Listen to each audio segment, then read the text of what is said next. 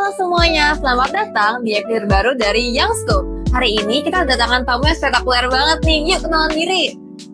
Halo semuanya, nama aku Adam Jidana Safanugroho, mahasiswa dari Program Studi Manajemen Internasional Universitas Muhammadiyah Surakarta, yang menurut aku inline dengan kegiatan atau usaha yang sedang aku jalani sekarang ini, yaitu adalah aku owner dari salah satu brand batik asli Solo, Danata Studio.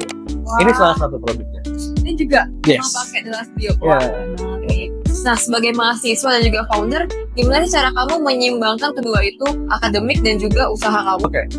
Kalau ngomongin tentang menyeimbangkan waktu antara akademik keperkuliahan dan usaha, which is Danata Studio ini, kita berarti ngomongin tentang manajemen dan prioritas gitu. Tapi so far selama ini sih masalah perkuliahan dan usaha yang sedang aku jalani nggak pernah ada masalah gitu. Karena apa? Karena aku selalu scheduling dan jadwal perkuliahan yang ada pun nggak terlalu strict.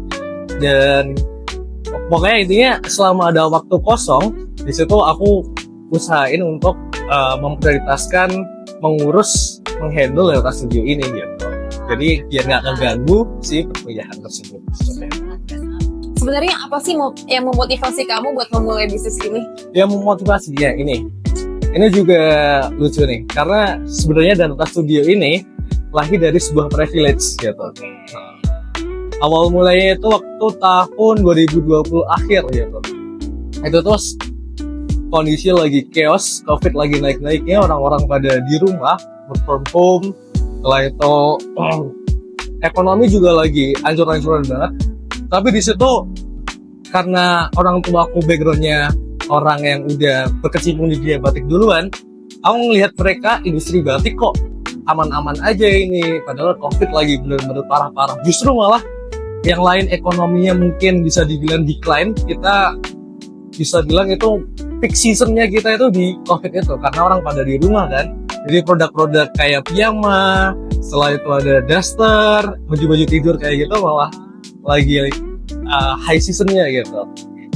Setelah itu aku mikir nih, ini orang-orang kayak pada cari piyama kayak gitu. Terus orang tua ada produksi piyama, aku lihat kenapa kok nggak aku ngejual sendiri, mumpung marketnya lagi high seasonnya itu. Terus ya udah, itu sih latar belakangnya gara-gara itu. Terus akhirnya membuka sendiri dengan nama sendiri. Nah, akhirnya sekarang alhamdulillah produksi sendiri.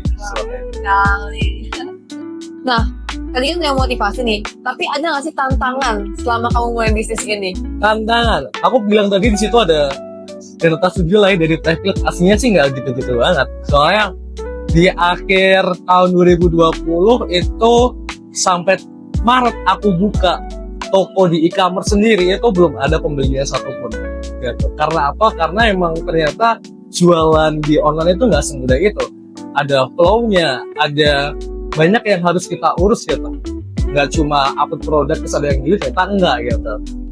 Bahkan sempat kebanet juga akun pertamaku karena terlalu sering follow orang. Okay. Nah, dulu itu menurutku cara paling cepat untuk bisa dapat traffic yang bagus itu dari follow orang gitu. Yeah, Tapi ya akhirnya bad endings gitu. Terus setelah itu nyoba dengan cara lain sampai mendekati Idul Fitri kalau nggak salah di bulan Ramadan gitu. Akhirnya produk pertama yang terjual malah sajadah gitu. Itu padahal produk kisah aja gitu. Seperti itu. Tantangannya. Kamu ada nggak sih rencana kedepannya buat Danata Studio ini? Rencana ke depan, planning sih sudah ada ya. Yang pasti kalau ngomongin yang paling dekat, insya Allah Danata Studio bakal ikut banyak eksebisi, khususnya eksebisi yang diperuntukkan untuk mahasiswa, expo seperti itu. Setelah itu nanti kita punya rencana untuk go ekspor juga dengan program-program dari e-commerce mungkin atau program di luar itu gitu seperti itu. Menurut kamu kan sebagai wirausaha ini, peran kamu tuh sebagai yang punya apa ya? Pokoknya bisa melestarikan industri batik nih.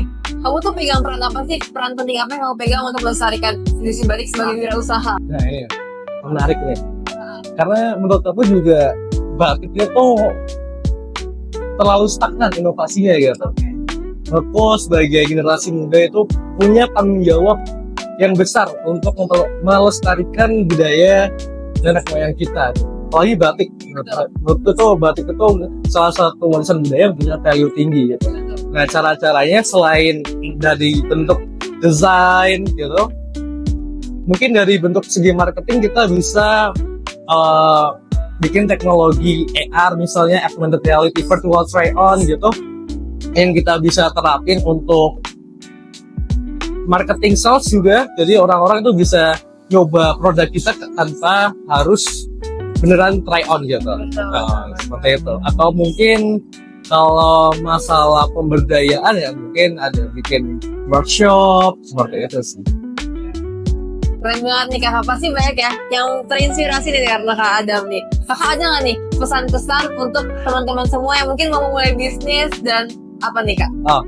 Pesan-kesan untuk memulai bisnis. Inti dari sebuah bisnis itu aslinya hanya yang penting berani dulu.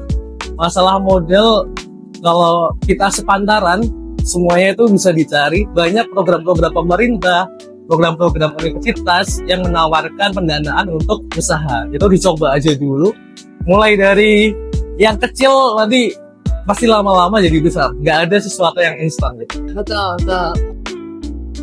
Sekian episode Young Stock pada hari ini. Semoga menginspirasi. Dadah!